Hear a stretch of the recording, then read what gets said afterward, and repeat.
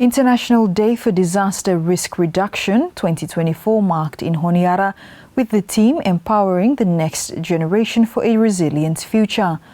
According to UNICEF, approximately 1 billion children worldwide are at extremely high risk due to climate impact, including climate-related disasters. Ian Kaukui reports. International Day for Disaster Risk Reduction 2024 marked in Honiara with the theme Empowering the Next Generation for a Resilient Future. In her remarks at the event, Ministry of Environment, Climate Change, Disaster Management and Meteorology Permanent Secretary Susan Sulu said almost 70% of Solomon Islands population is under the age of 30. Empowering the youthful population in the area of disaster resilient is of importance as Solomon Islands frequently faces disasters. It is a day that reminds us of the challenges where you may face in times of disaster.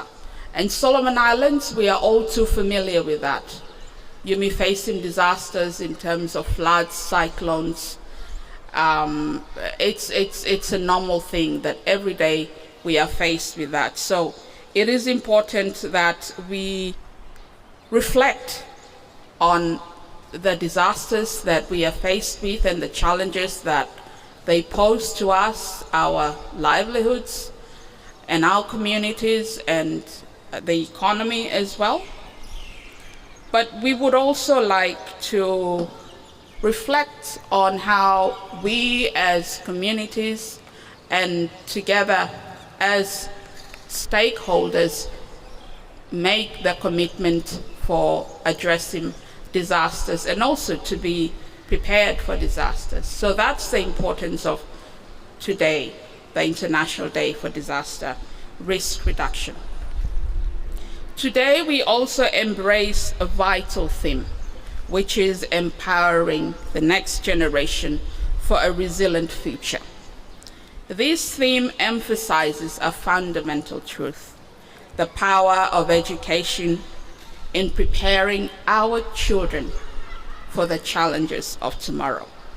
It also emphasizes how we should focus on children and youth as leaders, and thus the specific focus that we should take towards inclusivity. At the outset, we also like for take a moment to honor the resilience and courage of those who have faced disasters. We remember those who have lost their lives and affected, and the communities that have shown remarkable strength in adversity. Today, it would also be right that we acknowledge disaster workers and everyone who is always involved both in disaster preparedness but as well as in disaster response. Meanwhile, National Disaster Management Office Director Jonathan Tafiariki said collaboration between all stakeholders involved in disaster preparedness in the country is now more important than ever. The Solomon Islands, the 1989 government play me him come up with one for a law that him set him now foundations for how for you manage him and deal with them disasters in the country. The 1989 you the National Disaster Councils Act of 1989 become the foundation law where him guiding me law. So every disaster management work play me the country.